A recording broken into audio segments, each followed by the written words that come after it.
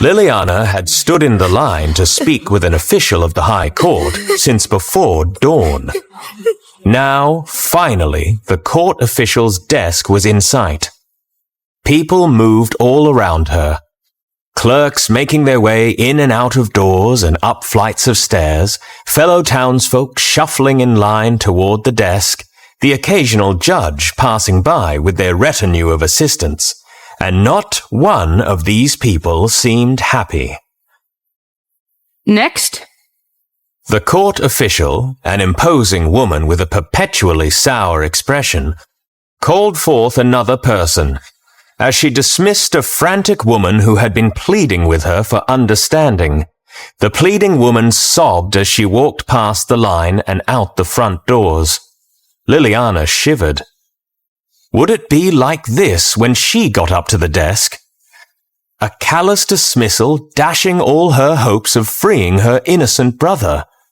She occupied her mind with other thoughts. I hope Isidor is behaving with Belinda. Belinda was a kindly old woman whom Liliana had known all her life. She had been especially helpful these last few weeks, watching Isidor while Liliana tried to secure Alan and Rothescue's release. I hope he doesn't have another fit. But she knew what had happened to Isidor several nights ago was no fit. He had said things. Terrifying things. What was it he said? The roots are planted. She will not be betrayed. She keeps her promises. What could he have meant? Who is she? Liliana was no stranger to the bizarre babbling of toddlers, but this was different. There was a sinister, knowing quality to the way he spoke. And then there was the fact that he had no reflection. She had, in the intervening time, tried to convince herself this was some trick of the light, but in her heart she knew it could not be so, just as she knew that what happened was no dream. That did not stop her from telling herself that it was. Next. Do not fret over strange dreams. You have important matters to attend to. You must focus. Next. The vitriol in the official's voice startled Liliana. She had been so lost in her thoughts she did not realize she was now standing at the front of the line. With hurried steps, Liliana approached the desk. Your Honor, do I look like a judge? My apologies. I only wanted to— Must you babble, girl? What is it you want? I seek my brother's release. He's been wrongfully imprisoned for a crime I can prove he did not commit. Liliana handed the official the documents detailing how Alan had been abroad on business at the behest of her father when Princess Beatrice was conceived. Alan, he's the man who went and had an affair with the Queen's concubine. A disgraceful queen. I imagine she and your brother are quite cozy in the dungeon together. Why split them apart? The woman gave Liliana a far more unsettling smile than her sour expression. He did not have an affair. Those documents show that he is innocent. That is not for you to decide, girl. This will need to make its way up the chain. Next. But what will I do? When will I know? I'll tell you this, girl. I wouldn't hold my breath. Next. Liliana stepped back and allowed the next person to approach. She shook her head with disbelief and stepped slowly toward the exit.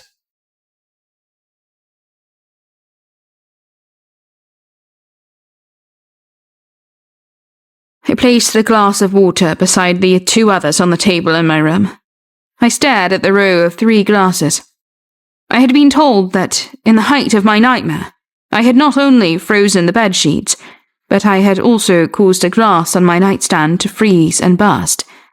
I wanted to see this for myself.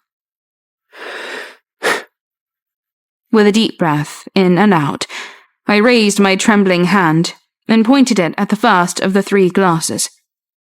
Try as I might to will the water into freezing, nothing happened. I closed my eyes and tried to empty my mind, visualizing only the glass of water. When I opened my eyes, I saw that nothing had changed. Might I make a suggestion? Aldrich's voice startled me. I gasped and turned around to face him. It may be your palace, but that does not give you the right to enter someone's room unannounced. Apologies. I knocked, but you did not answer. And so you came in anyway? I was concerned. Well, as you can see, I'm all right. I am glad of it. I focused on the glass of water once more. I raised my hand, yet nothing happened. I could feel Aldrich's eyes watching me. I let out a sigh. Must you watch me? You are breaking my concentration. What tactic are you employing? Out of curiosity. I've been trying to clear my mind. Ah. What was your suggestion? He stepped further into the room. Granted, I do not know much about magic, but from what little I have learned of your powers, they seem to manifest in moments when you felt distress. With the Marquise's attack, and with the incident here, during your vision. Do you think I can only use my powers when I'm in distress? That would be tragic. Any powerful emotion might bring out your magic. Instead of clearing your mind, maybe envision a moment of pure joy. I shook my head, but decided I might as well try his method. After all, my attempts had failed miserably. I pointed my hand at the glass and closed my eyes.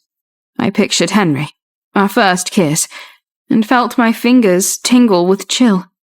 Still, no magic burst forth, so I pictured Majesty and our earliest exchanges of letters. The tingling sensation persisted, but nothing more occurred. You can do it. At that moment, completely unbidden, a memory of Aldrich and me in our youth flashed into my mind. We had been exploring a field and came to the edge of a small creek. Aldrich leapt across with ease, but I hesitated, afraid of splashing into the water and making a fool of myself. You can do it, he told me, and I knew I could. I jumped, landed, and fell onto him, the both of us laughing. Bronwyn! Bronwyn! I opened my eyes. The glass had become completely misty with frost. I rushed toward it and picked it up. It was frozen solid. I did it! I did it! I glanced back at Aldrich, who stared at me with wonder and amazement. It's incredible. For so long now, I have been troubled by the thoughts of mages losing their abilities, and here you have gained yours. A sudden pang of guilt struck me. How could I celebrate when so many had lost this gift? If I could give them to a more deserving mage, I would. There is no person more deserving than you. The sincerity of his words touched my heart. Using that emotion, I turned to the second of the 3 glasses. The water froze almost immediately. I'm getting it now. I am. Getting what now? Henry entered the room, the smile on his lips fading at the sight of Aldrich. Your queen is honing her skills quickly. Henry eyed Aldrich with suspicion, but approached me. Incredible. May I see? Of course. I closed my eyes, but the warm, happy feelings that had allowed me to wield my magic vanished, replaced by confusion and anxiety. I knew Henry must be upset to see Aldrich with me, but surely he would not suspect me, us, of anything. Then again, if Henry hadn't walked in, if Aldrich and I had remained alone together, what might have happened? Bronwyn. But I hardly heard his voice. The storm in my mind became a tempest. What was I doing here in Alisaria? Had I come for the trial, or had I come for Aldrich? Bronwyn! I loved Henry, did I not? I couldn't regret marrying him, could I? It was his child I carried. So why could I not be sure of my love and feelings? Why could I not make myself sure? Bronwyn! I opened my eyes. The room had become a swirling vortex of icy wind. The glasses of frozen water shot off the table and exploded against the stone wall. I stared at Henry and Aldrich, terrified by what I had done. After several more moments, the icy wind ceased. I'm sorry. I collapsed into Henry's arms. He held me tight. Over his shoulder, I watched Aldrich head for the door. He gave me an apologetic look as he slipped out.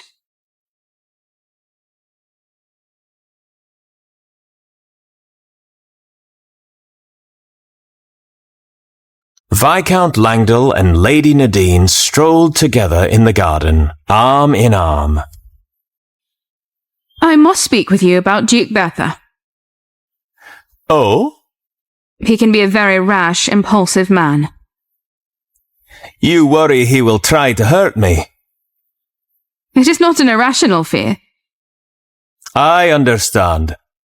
Bertha's jealousy is plain, but he and I have spoken. You have? I believe we've reached a tenuous agreement. There are larger matters at play than our personal squabbles. Did he agree with you? People can put aside much when their homeland is at stake. I lead the supranational knights. He commands a strategic fort. We are both invaluable. Good. Nadine kissed Langdell, and they continued their walk about the garden together.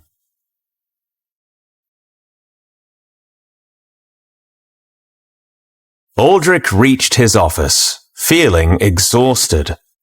His encounter with Bronwyn had been both exhilarating and frightening. Just as he was about to shut the door, Count Perdue approached. Aldrich let him in. More news of the Veiled Hands? No, but it is something you need to see. Perdue handed Aldrich a stack of documents. What am I looking at? Rothescue's girl, Liliana. She brought these to the High Court. These documents exonerate Alan. He cannot be Beatrice's father. It is impossible. Aldrich flipped through the pages. Might these have been forged? We're looking into it, but it is not likely. We'll have to wait for word from Palm. But my men have already verified Alan's deliveries to establishments outside the capital. He was, it seems, nowhere near Rose during Beatrice's conception. So Alan is not the father. No, Your Majesty. It seems he is not. Then who is?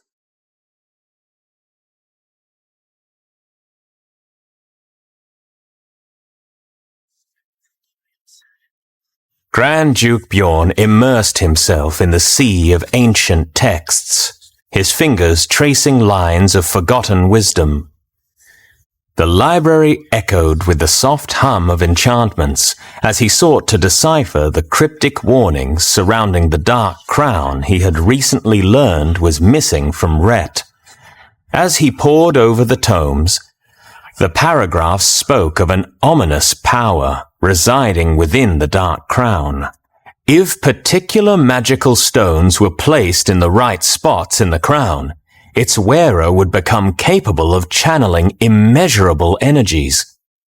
A sinister force that, once awakened, could plunge entire realms into eternal darkness.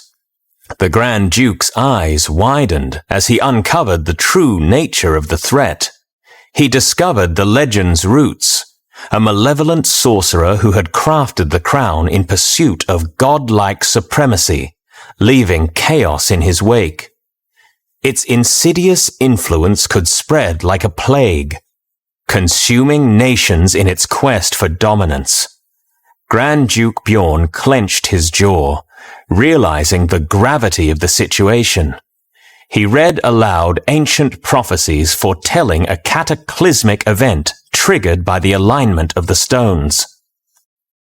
Shadows rise by the convergence of stones, a kingdom's fate within their guise.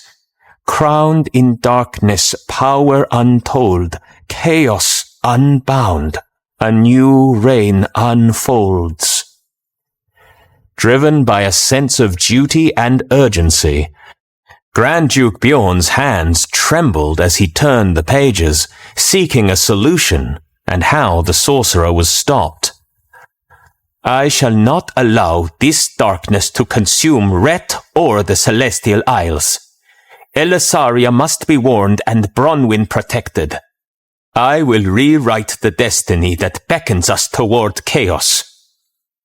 With a solemn declaration, Grand Duke Bjorn's eyes glowed like stars in the dim library.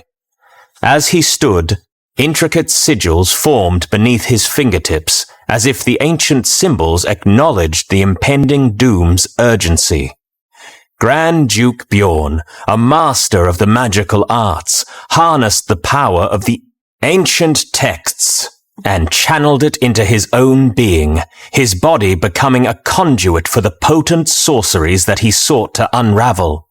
He was ready to confront the malevolence that threatened to consume the realms. Bronwyn, the beacon of my heart, I shall not allow the shadows to claim you. If need be, I will spirit you away to a sanctuary beyond the reach of this impending darkness. Our love, a light that defies the encroaching night. His fingers began sparking. The magic within him surged like an electric storm. Arcane energy crackled around him. The very air hummed with the charge of his power. Sparks of energy danced along his fingertips as he read aloud the foretelling verses, the words sparking and flickering with an otherworldly brilliance. The Grand Duke's eyes, infused with the magical currents, glowed brighter, reflecting the gathering power that surged through him, a testament to his commitment to safeguarding Bronwyn and thwarting the looming darkness. The Dark Crown's machinations will crumble before the might of my magic!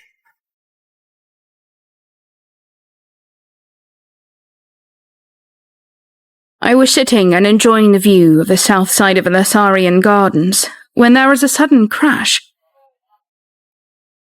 Bronwyn? My eyes widened in recognition. It was Oscar. Oscar, is that really you? Oscar crossed the room in swift strides. I pushed towards him, and we embraced. A reunion born of both relief and joy. By the gods, Bronwyn, I thought I lost you. I was in a deep sleep, Oscar, but I'm here now, and so are you. After a moment, Oscar stepped back, his eyes searching my face. You look well, sister. Strong as ever. We'll have to see about that. I punched him playfully. We always managed to find our childlike joy around each other. But the joyous reunion turned somber as Oscar shared the unsettling news he had gathered during his travels. War is on the cusp, Bronwyn. There are whispers of powers beyond our understanding, shadows that manipulate fate. My eyes widened with trepidation. I had ruled Elysaria for years, facing political challenges, but the notions of forces beyond the mortal realm unsettled me, especially because I had been worried about the same thing. Powers beyond our understanding. Oscar, what do you mean? There are whispers of ancient magics and dark prophecies. Oscar, I've seen visions, dreams that I feel like are more than dreams. A dark queen, shadows enveloping everything, I fear for Elisaria, for our people. Oscar's concern deepened, and he took a moment to absorb the weight of my revelations. So it's true. Bronwyn, we can't face this alone. We need allies. I came here to warn you, but it seems the darkness is already spreading.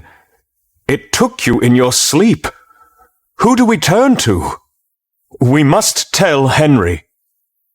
I tried. He's not willing to believe my fears are anything more than nightmares. Then I will talk to him. I've seen it with my own eyes. The 1,000 bandits. Their hideout is more of a sorcerer's den. Magic is in the hands of people who should not be trusted. Oscar, we must consider Aldrich. I've sensed a change in him. He believes me. He's willing to put it all on the line for Elisaria. I looked down. For me. Oscar's expression darkened. Bronwyn, he wronged you. Exiled me. I won't easily forget that. I'd sooner kill him than trust him again.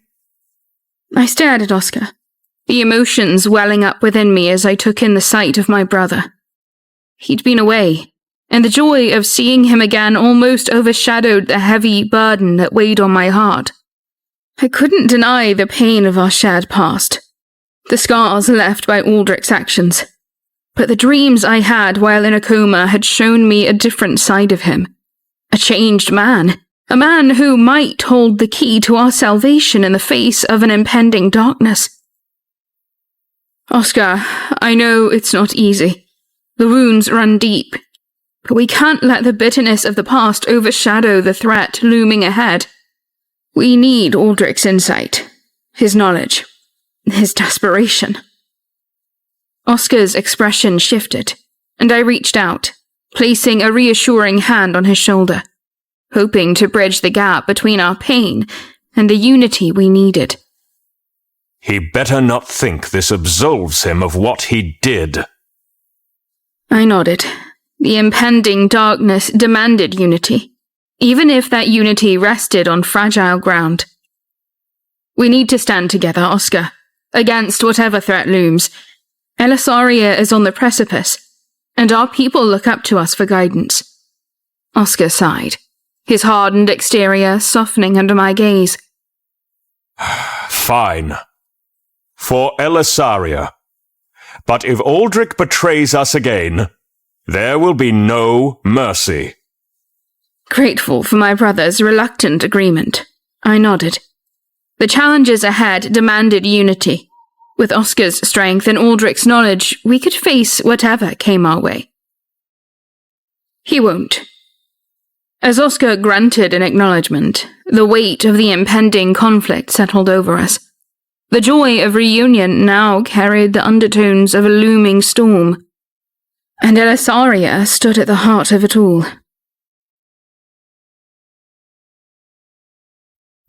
Aldrich was pacing his room, waiting for what might trigger his unsteady mind next, when he heard it. He was waiting for the ecstasy of Bronwyn's handwriting, or the terrifying pit in his stomach from another threat. Another note. A note indeed. He grabbed it off the door. A chill swept over Aldrich as he unfolded the parchment, revealing the unmistakable signature, Marquise Carlson.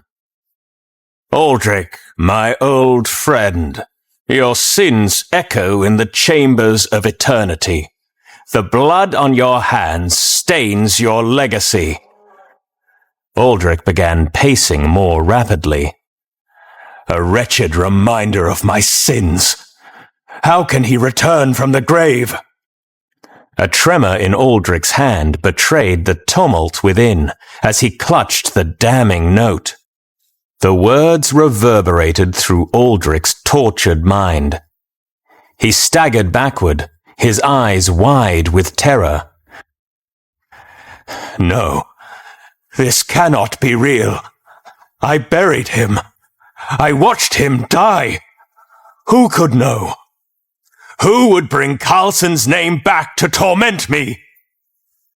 The realization struck him like a thunderbolt. Someone, somewhere, knew the dark secret he had buried deep within himself. Dread, like icy tendrils, crept up his spine. The ghosts of my past are clawing at the edges of reason.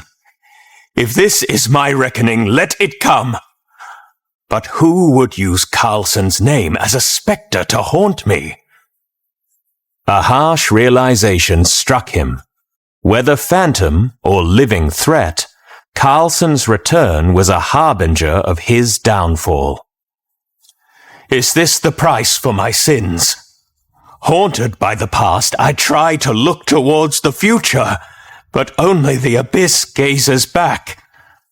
I have nothing left to lose. The sins that stained my hands now threaten to consume my very soul. A bitter resignation settled over him. In the fire's flickering light, Aldrich faced an inexorable reckoning, the shadows of his past converging to devour what remained of his fractured legacy. Aldrich's breath quickened, and he felt the weight of his sins pressing upon him. The walls of his world seemed to close in, leaving him in the suffocating grip of guilt and paranoia.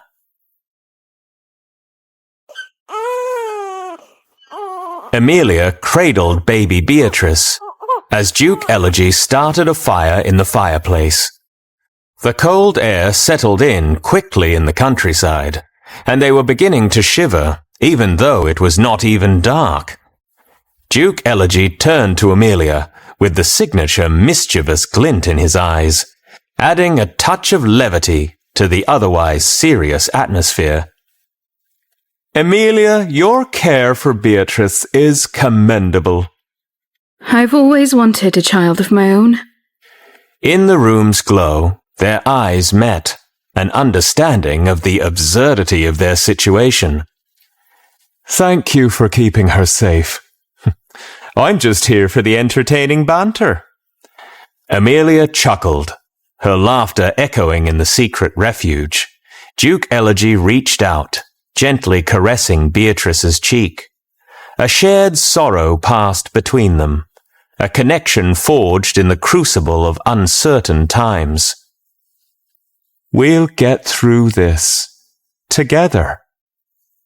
Duke Elegy revealed a surprising tenderness toward Amelia and Beatrice, his multifaceted nature coming to the forefront in these moments of vulnerability. Amelia felt safe with him, but did not know whether that was foolish. Why are you doing this? Why are you being so kind to us? What does this child matter to you? In times of upheaval, kindness becomes a rare currency. I find solace in protecting innocence. Is that the only reason? Amelia, our paths have intertwined in peculiar ways. Perhaps it's a chance for redemption. Redemption for what? For everything. Dear listener, the upcoming episode will be today's last free episode of this story. Come back tomorrow to enjoy free episodes or get coins now to continue listening.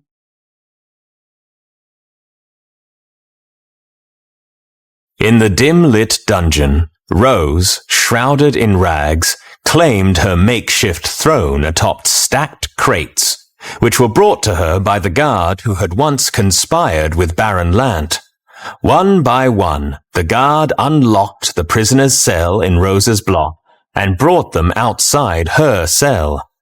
Once unruly, the men stood in reverent silence, awaiting a word from Rose. Guided by sinister whispers from her doll, Rose asserted dominion over the dark realm. She was queen once again. Make them kneel. Kneel. Your Majesty, your wish is my command. Baron Lant knelt in subservience, loyalty sworn to his ruler. Rose, fueled by the eerie guidance of her doll, wielded newfound control. Tell them what awaits those who defy. I forge a kingdom in this abyss, a dominion where we dictate the rules, and where no one defies us. Speak of shadows and power. I will free you from the shadows of this dungeon. I will bring you power and light. In return, you will never betray me. You will protect me at all costs. At all costs! I am the queen! You are the queen. And I will do as I please. The prisoners nodded in agreement, allegiance pledged to Rose, their dark orchestrator. The unruly ones must be silenced. Those who choose to seek authority elsewhere shall be brought down before they can say Your Majesty. Rose, impassioned by her speech and the loyalty in the eyes of the men she had possessed, was growing maniacal with the joy of the power she wielded. She felt the palm she held her doll in growing warm, and all the warmth surged through her body, all the way to her tongue. Those who do not serve me shall burn. With her deep cry, a flame escaped from her mouth. In shock, she dropped the doll, and the warmth disappeared. The fire dissipated. I am more than a queen.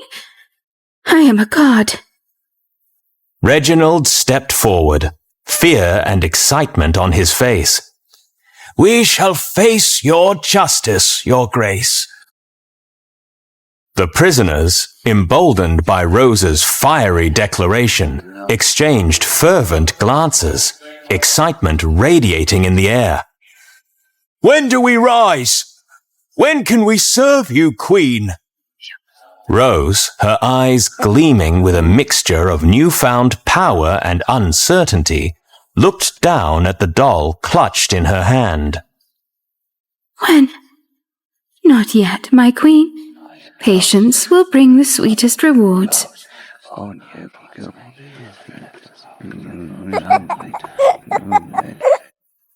Isidor was playing with a wooden carriage on his bedroom floor after having a big bowl of porridge for dinner. He was full, having fun, and his eyes were beginning to droop with sleep. Liliana watched him contentedly, wondering if this delightful boy would be all right. Aunt Lily, play with me.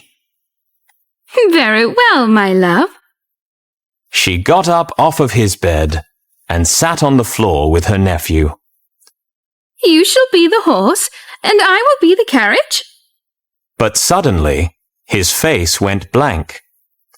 A road of fire is not safe for horses or carriages. Flesh and wood will burn alike. What? Isidor? I'm the horsey! As if nothing happened, Isidor picked up a wooden horse figurine and paraded it around in the air. Isidor, where did you learn what you just said? The boy just stared back at her in confusion. Are you feeling all right? And the character disappeared from his face again. You will burn. You will burn. You will burn. You will burn. Stop! Stop, Isidor! She shook the boy, as if to snap him out of his trance. Suddenly, his face returned to normal, but quickly contorted into a twisted and confused expression. Ow!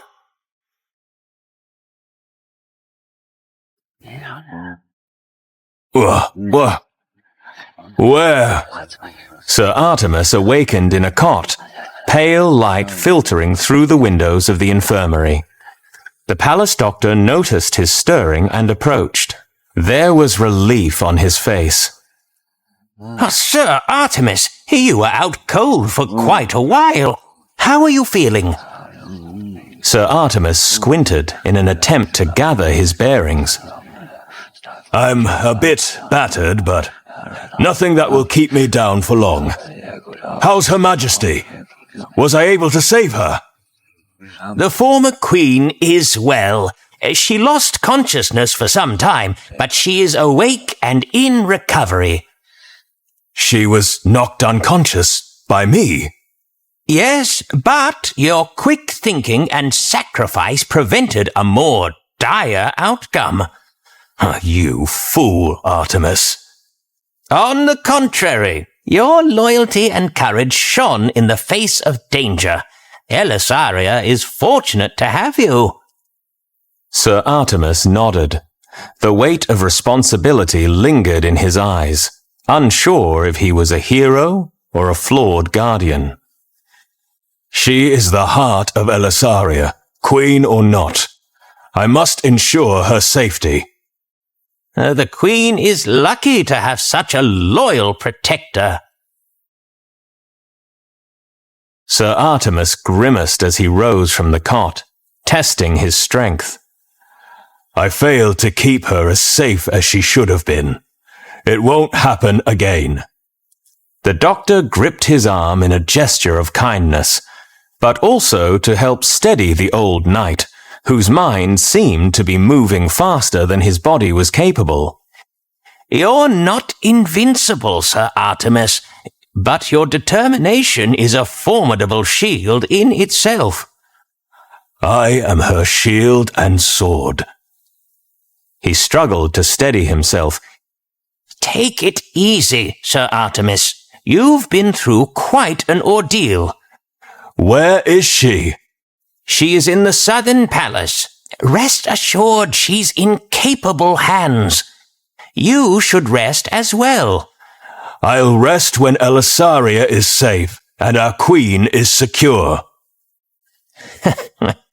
She has been asking after you. I suggest you stay put. I am sure she'll want to see you when she receives word that you're awake. If you want to serve your queen, the best thing you can do for now is regain your strength. Very well. Please, send word quickly. Yes, Sir Artemis. Thank you.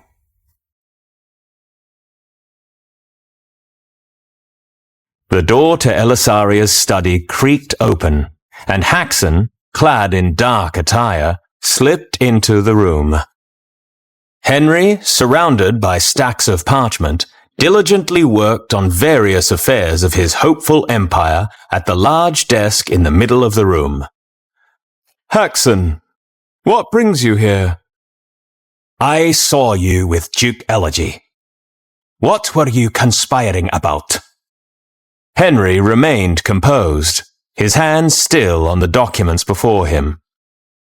Duke Elegy and I were discussing matters of the realm. Nothing more. Haxon scoffed, unimpressed by Henry's dismissive tone. Don't play innocent with me. What secrets are you hiding? Henry rose from his chair, his demeanor growing more assertive. I've changed my mind. It's nothing that concerns you, Haxon. My duties are to the kingdom, not to satisfy your curiosity. Haxon's eyes narrowed, and a menacing silence settled in the room.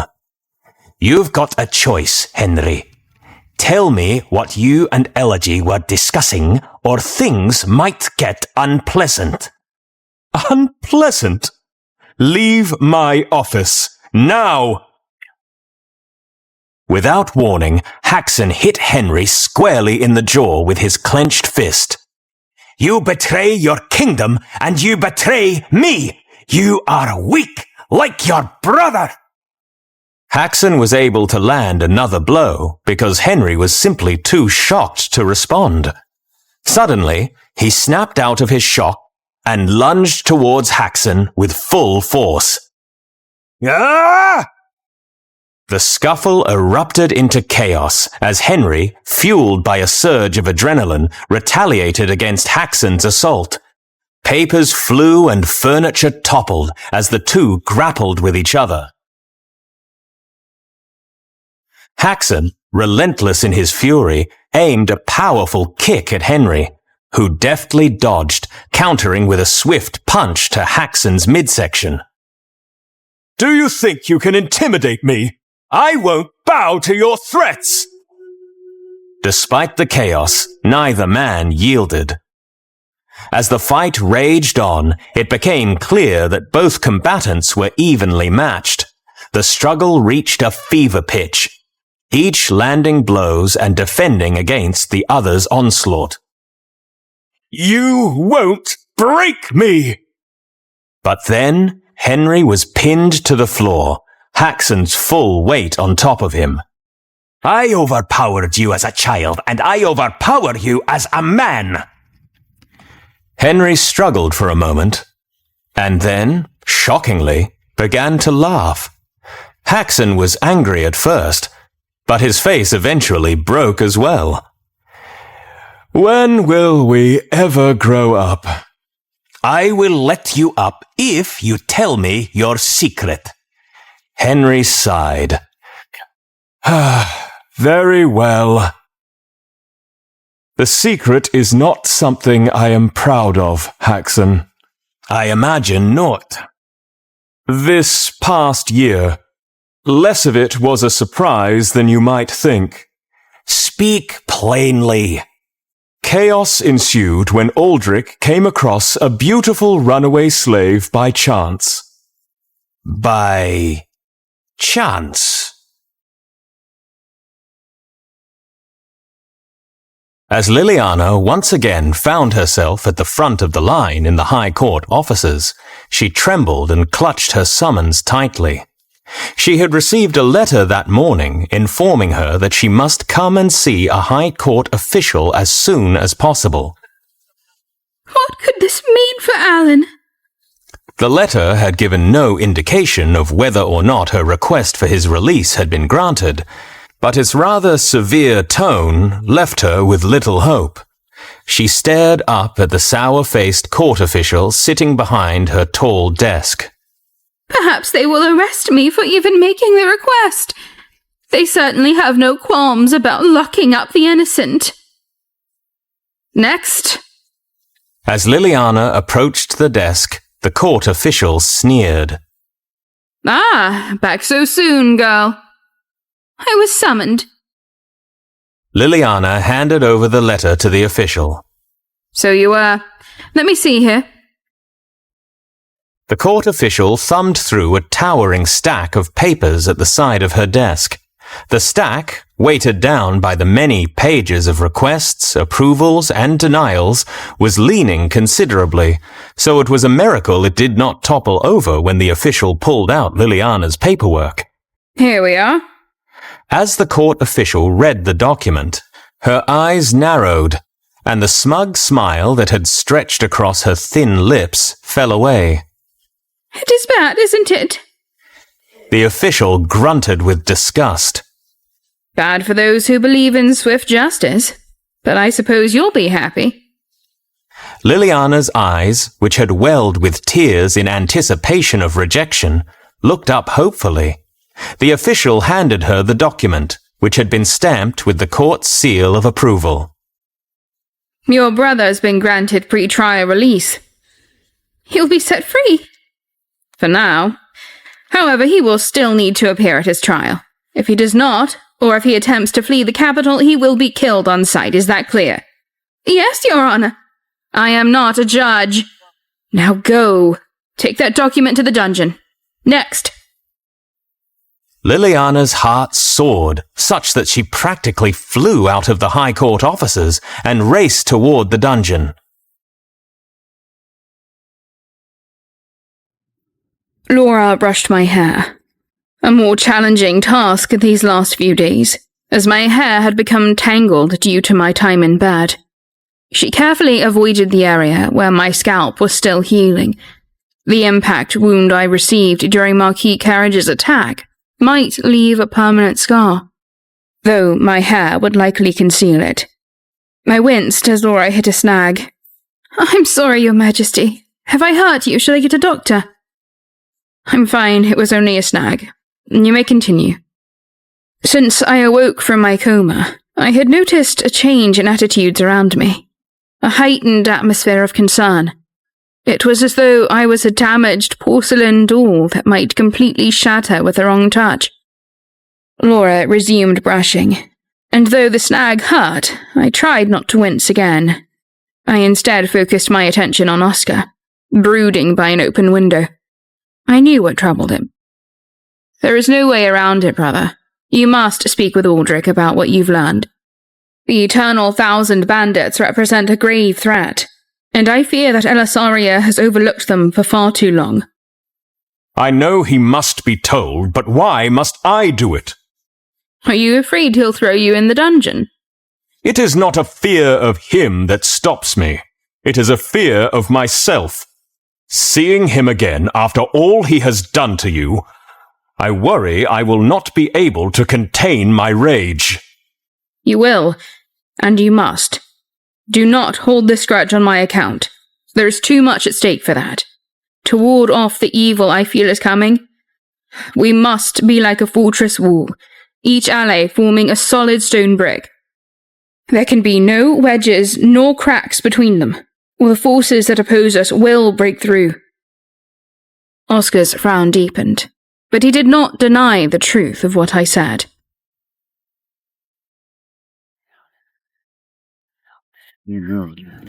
Aldrich sat on his throne, the seat beside him empty. He had spent much of the morning hearing from commoners, their concerns and their requests. He eyed them all with suspicion. Might one of them be a member of the Veiled Hands, hell-bent on dismantling the monarchy? Finally, a face approached which he had not expected. Sir Oscar Troby. Greetings, Your Majesty. After some hesitation, Oscar gave Aldrich a slight bow. What brings you to my throne room? Oscar's eyes flicked to the empty throne beside Aldrich for the briefest of moments. I come to warn you of a dangerous threat that a fellow knight and I discovered. Aldrich leaned forward. Go on. The eternal 1,000 bandits are congregating in the woods on the outskirts of the Celestial Isles, and likely have been for some time. I'm surprised, Oscar. I thought you had all but eradicated their number. As did I, but...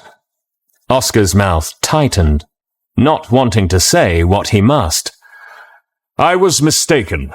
I now believe their decrease in number was an illusion brought about by their fleeing certain areas to gather in another. Your Majesty, I have fought these bastards for many years now, and I have never known them to organize in this way. It is as though they have a unified goal, some higher purpose. Is there any proof of this? We saw markings, runes of a sort. It looked like evidence of magic. Dark magic. Hushed whispers erupted from knights standing guard at the edge of the room. Silence! This is troubling indeed. I thank you, brave knight, for bringing me this news. I know it can't have been easy. Your Majesty. After another short bow, Oscar strode out of the throne room.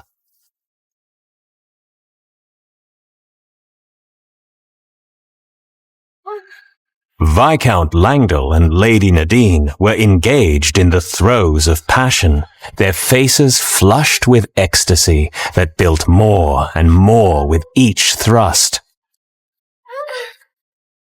Langdell and Nadine either did not hear the knocking or did not care.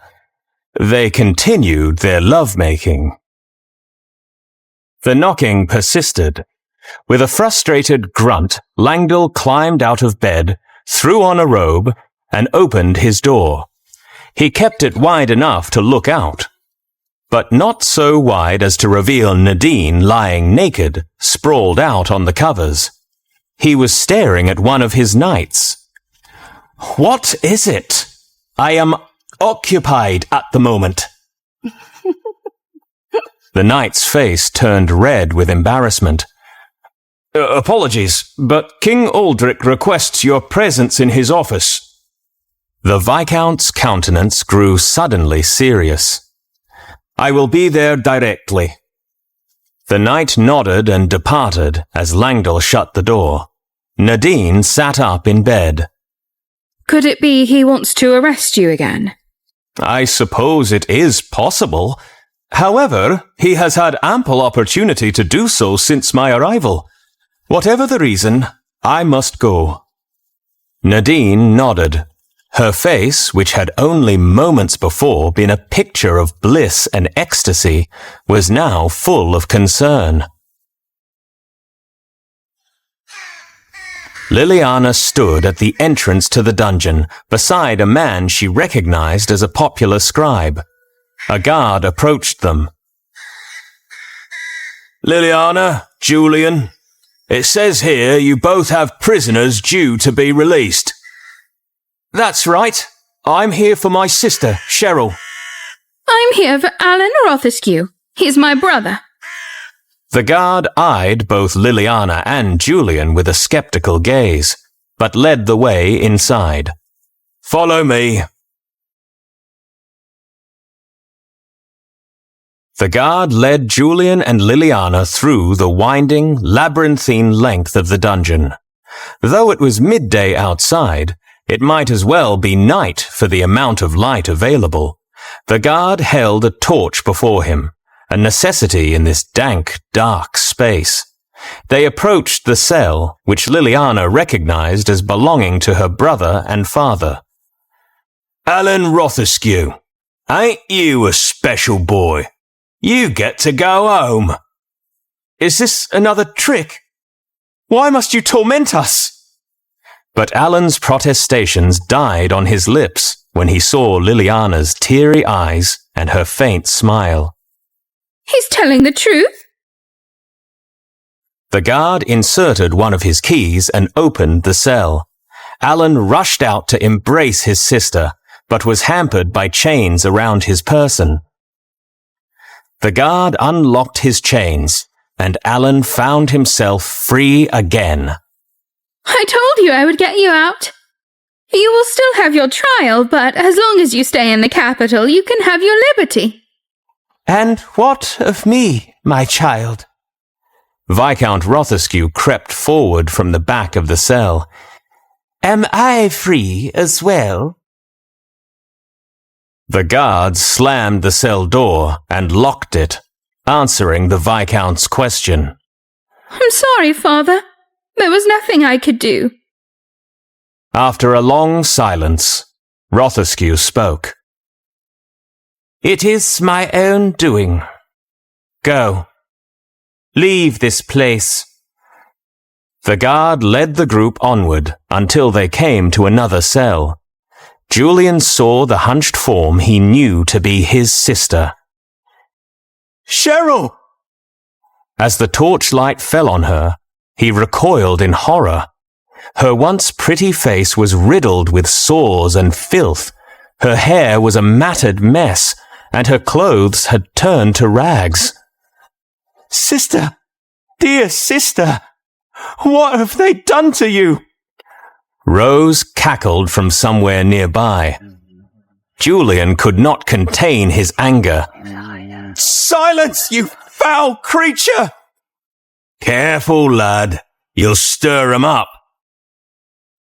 The guard unlocked and opened Cheryl's cell. She limped into her brother's arms, weeping. She spoke in her halting way, the result of the damage to her mouth and tongue. Ugh, brother. She held out her partially sliced tongue. She made them do it. Rose, hear me! When they execute you, I will make sure the world remembers you as the evil witch you truly are. No one will remember your beauty, and no one will pity you. I will write you as the villain of our time. Oh, I tremble in fear, scribe. Rose broke into another fit of cackling, and the other prisoners joined her. When she stopped laughing, they stopped as well. The unity between them unsettled Liliana, Julian, and even the guard. The guard ushered the group along, bringing them out of the dark and into the light of day. Julian had brought Cheryl home. He carefully, lovingly washed her injured face with a pan of water and a cloth. I felt so weak, hopeless, alone. I know, sister, but you are not alone, and you are not weak. You will have a chance to show those in power how strong you are. We will have our revenge. How? Julian reached into a nearby chest and brought out a black executioner's mask. Have you heard of the veiled hands?